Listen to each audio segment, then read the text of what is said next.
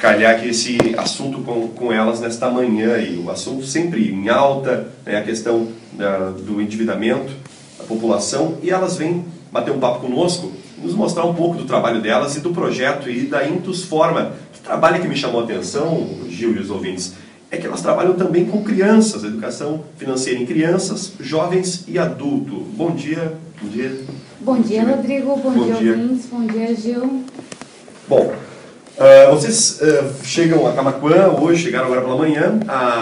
A Deise é natural de Camaquã, a Ana Paula e a Karen não, né? São da capital? Exatamente. São natural de Porto Alegre. Porto Alegre. Bom, vocês vêm a Camaquã agora trazendo esse projeto de vocês, esse trabalho da Intus Forma, que trabalha com a educação financeira. Me chama a atenção aqui que trabalha também com crianças. Como é que funciona? Como é que funciona hoje a Intus Forma e, em especial, também esse projeto aí com crianças?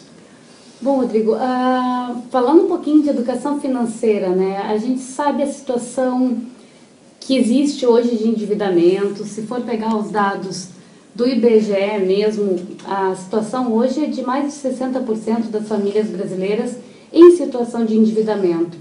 Então, como você falou, é de fato um assunto importante a gente pensar e entender e pensar como mudar essa situação.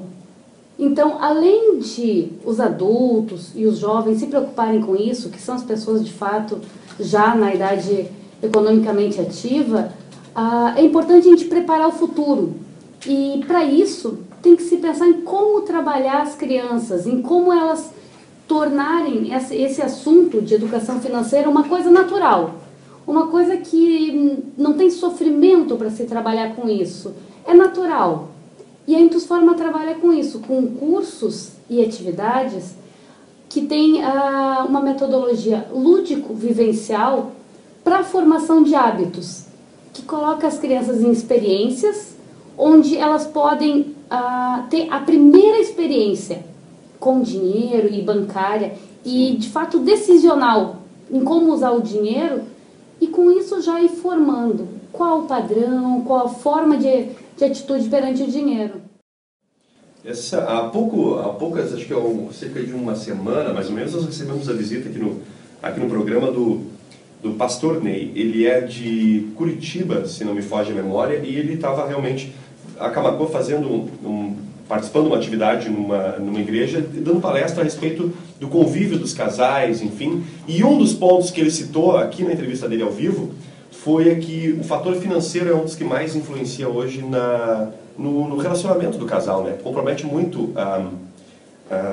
o relacionamento do casal. E ele citou também o exemplo das crianças, né?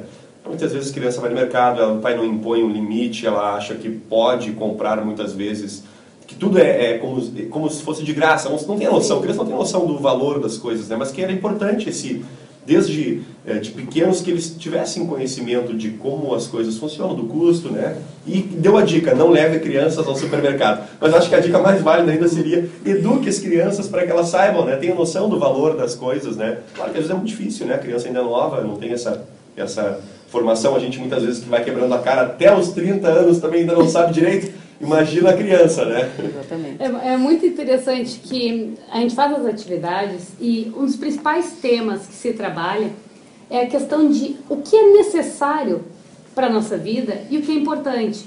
Porque mais do que aprender a guardar, nós adultos e as crianças também, o futuro tem que aprender a como escolher, como gastar o dinheiro. Não necessariamente aquilo que é o mais barato sempre vai ser o melhor. Então a questão não é o quanto, e sim o como. Como é gasto. Exatamente.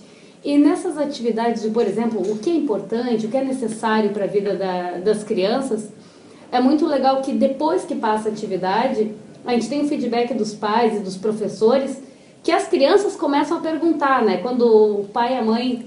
Por exemplo, a Karen, que está aqui com a gente, passou por uma situação vivencial. Em relação a isso, até acho que seria bem legal ela contar a experiência aquela do shampoo. É verdade. Parece uma coisa Karen, simples, mas... Compartilha conosco, por favor, Karen. Bom dia. Um exemplo. Bom dia a todos.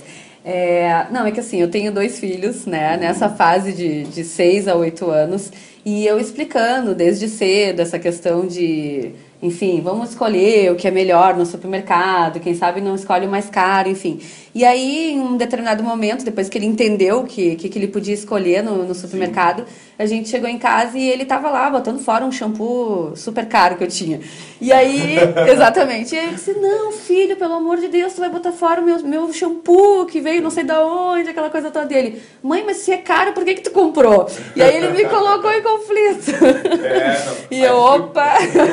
Filho, tudo se aplica menos ao shampoo. Exatamente. Não vamos ser tão radicais. Então, eu acho que... Não, brincadeiras à parte, mas é interessante que ficou marcado isso ficou pra ele, marcado né? pra ele. Mas então, é nisso que eu acho que a Ana quis dizer, é que não basta dizer pra ele comprar o mais barato. E sim, assim, nesse caso eu comprei o mais caro, mas eu tinha um benefício com aquilo, enfim. Sim, tinha todo tempo. Tem uma questão por trás. Não é e só as crianças... preço, né? Exatamente. Entender que... O que vai ser necessário para aquele momento, que se tu precisa ou não, enfim, aplicado, né? Não é que tu não pode comprar o mais caro, pelo contrário. Não é bem isso. A matéria é do dia 17 desse mês, agora de julho. É uma matéria recente, aliás, o tema é bem atual, né? Que com muitas vezes a facilidade do crédito, o juro, né, bem baixo, né? O intuito é justamente esse, é que haja uma procura pelo consumo, né? Que haja um consumo maior para que movimente a economia e tudo mais, mas isso às vezes tem um reflexo no outro lado, que é o endividamento. Eu estou lendo a matéria aqui que diz que o débito dos brasileiros supera 5 vezes a renda mensal. Uma família que ganha, vamos pegar assim, uma pessoa ganha R$1.000, o débito hoje atual dela é em torno de 5 mil. 5 mil são 5 meses trabalhando para pagar o débito atual. Então, é uma situação que está bem complicada. Sempre ouve-se falar em todos os... É um ditado antigo que sempre diz que prevenir é melhor que remediar. O fato do curso voltado para a criança, seria esse o intuito mesmo? Não prevenir, mas educar as crianças para que ela não seja um adulto futuro endividado? Seria esse o intuito? Sim. A ideia é exatamente essa. Se a gente for pegar um paralelo, por exemplo, com a parte de tecnologia hoje, as crianças, 4, 5, 6 anos, para um celular, computador, internet, elas são muito rápidas. Quem tem convívio com criança, até menos, não sabem nem ler, mas ligam, desligam, mal falam, jogam. mas sabem abrir o joguinho para jogar, né? Exatamente. Por que isso? Porque elas já nasceram num meio ambiente onde isso é natural. Sim. Então é um convívio natural delas. E por que nós, hoje, adultos, temos tanta dificuldade em relação a lidar com dinheiro, a se planejar? Não sei vocês, mas em geral, eu pelo menos tive essa experiência. Quando era pequena, ia se falar de dinheiro, era assunto de gente grande. Sim, então agora as crianças, vocês vão brincar no quarto, que é assunto de gente grande. Então não era um assunto natural. E a ideia de trabalhar com as crianças é essa, é tornar um assunto natural. Assim como ligar o computador, desligar e mexer, nós que passamos por essa mudança de que não existia o computador e depois passou a existir, e a gente teve acesso, não deixar essa lacuna para essas crianças que estão vindo agora. Tornar o dinheiro um assunto natural, o planejamento financeiro um assunto natural. Ela vai economizar não porque ela aprendeu que ela tem que economizar tanto por mês, mas sim porque é bom, vale a pena.